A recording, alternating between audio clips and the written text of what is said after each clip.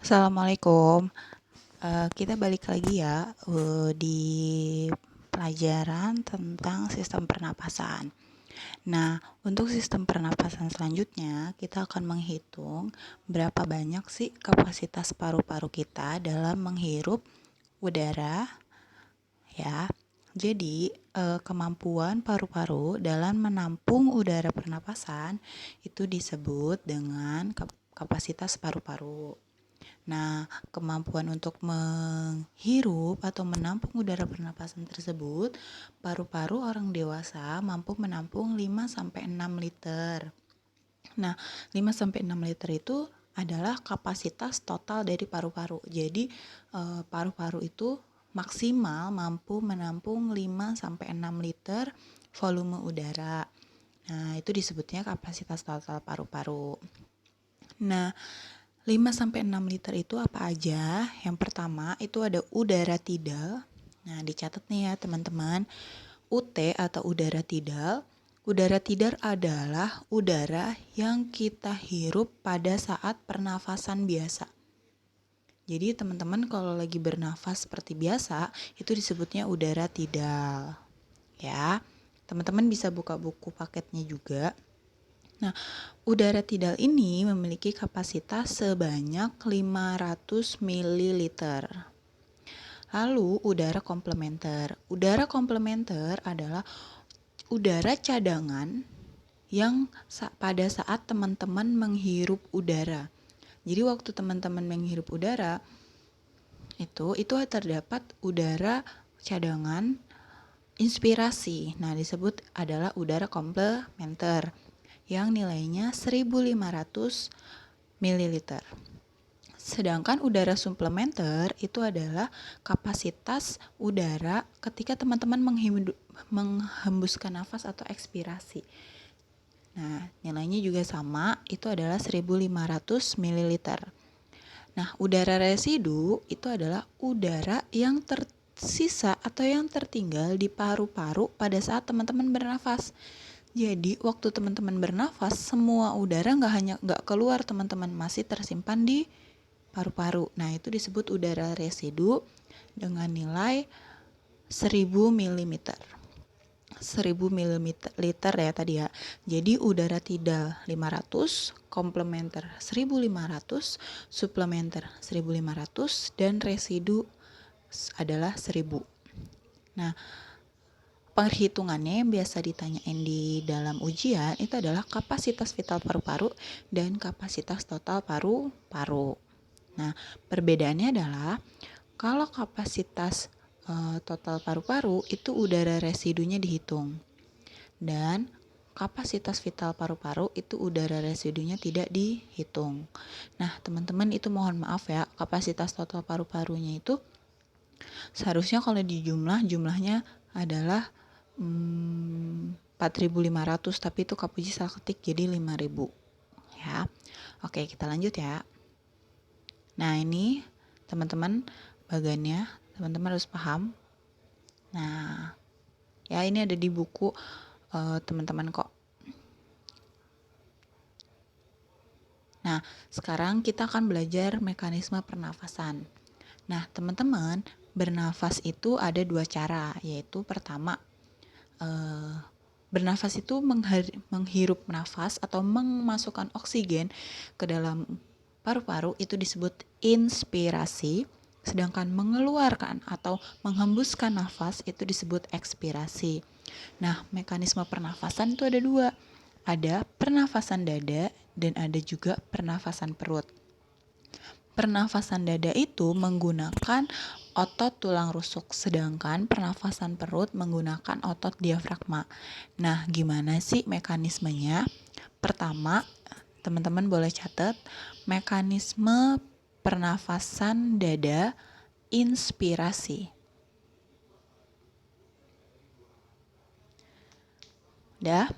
Pertama adalah otot tulang rusuk berkontraksi. Rongga dada membesar. Tekanan udara di paru-paru mengecil. Udara masuk. Oke, Kak Puji ulangi ya. Otot tulang rusuk berkontraksi, rongga dada membesar, tekanan udara di paru-paru mengecil, udara masuk. Nah, itu ya. Kalau ekspirasi gimana? Ekspirasi kebalikannya. Otot tulang rusuk berelaksasi, rongga dada mengempis atau mengecil, tekanan udara di paru-paru besar,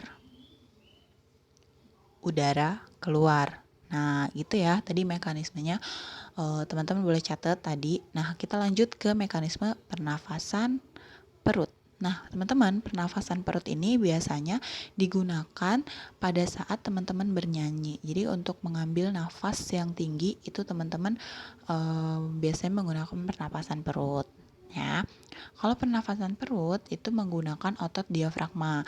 Nah, mekanismenya sama kayak tadi pernapasan dada. Hanya di sini yang membedakan adalah dia menggunakan otot diafragma. Nah, kita mulai ya mekanismenya. Jangan lupa dicatat. Otot diafragma berkontraksi, rongga dada mengembang, tekanan udara di paru-paru mengecil, udara masuk. Nah, sama kan? Sama kayak yang kebalikan dari yang inspirasi itu ada ekspirasi. Ekspirasi itu mekanismenya adalah otot diafragma berelaksasi, rongga dada mengecil, tekanan udara di paru-paru membesar, udara keluar. Nah, gitu ya. Nah, ini ada pertanyaan nih. Otot apa aja yang terlibat dalam pernapasan dada dan paru-paru? Pernapasan dada dan pernapasan perut, jelaskan prosesnya. Oke, nanti kita jawab di grup ya. Itu nanti Kak Puji kasih stempel.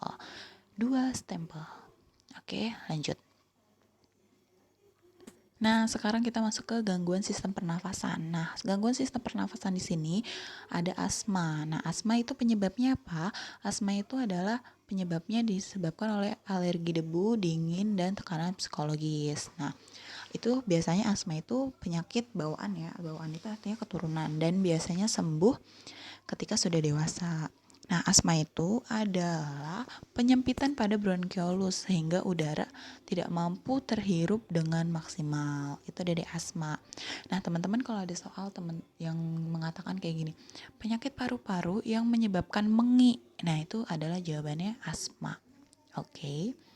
Selanjutnya itu adalah bronkitis. Bronkitis adalah peradangan pada bronkus. Nah, teman-teman kalau menemukan penyakit yang belakangnya itis itu artinya peradangan ya. Nah, peradangan bronkitis ini disebabkan oleh kebiasaan merokok, polusi udara, dan alergi. Biasanya teman-teman kalau misalkan serak-serak gitu, itu biasanya bronkitis dan itu udah parah sih. Biasanya harus sampai parah ya. Kalau kita kayak masih pagi-pagi terus serak-serak gitu, itu udah biasa karena baru penyesuaian mau bangun tidur gitu.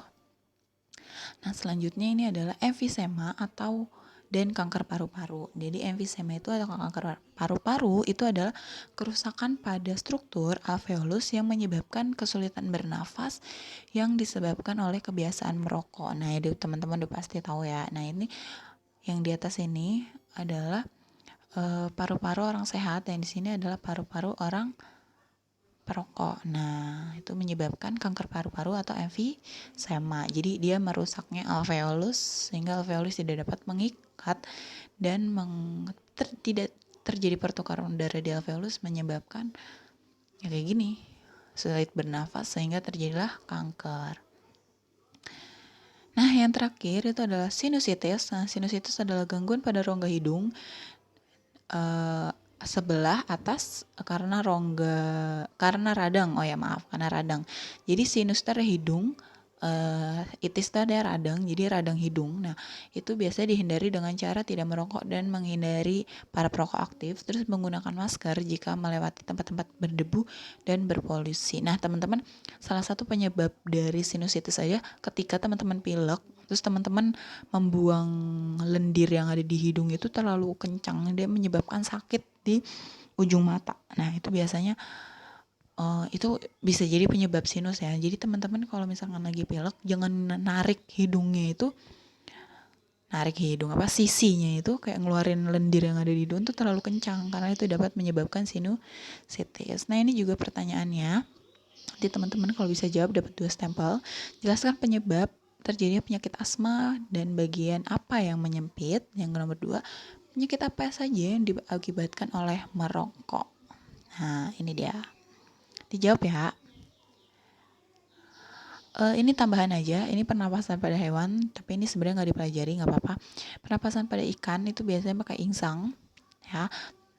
Ikan pakai insang, tapi kalau ikan hiu, ikan pari itu tidak memiliki penutup insang. Pokoknya Pisces itu bernafas menggunakan insang. Kedua, amfibi itu teman-teman udah pasti tahu, dia pakai paru-paru dan kulit, ya, itu bisa dibaca. Terus ada Aves itu menggunakan paru-paru dan pundi-pundi udara atau sakus pneumatius. Nah, ini soalnya nggak usah dijawab. Jadi kalau burung itu bernafasnya dia pakai pundi-pundi udara pada saat terbang, tapi kalau nggak terbang dia pakai paru-paru. Oke. Selanjutnya itu, nah ini ada soal juga. Tapi nanti teman-teman soal nomor 3 nggak usah dijawab, teman-teman jawab soal nomor 2 dan tadi soal yang sebelumnya ya. Sebutkan alat pernapasan pada manusia, sebutkan apa saja komponen udara yang dihirup oleh manusia. Oke teman-teman, terima kasih untuk hari ini, semoga ilmunya bermanfaat ya. Ini kesimpulannya.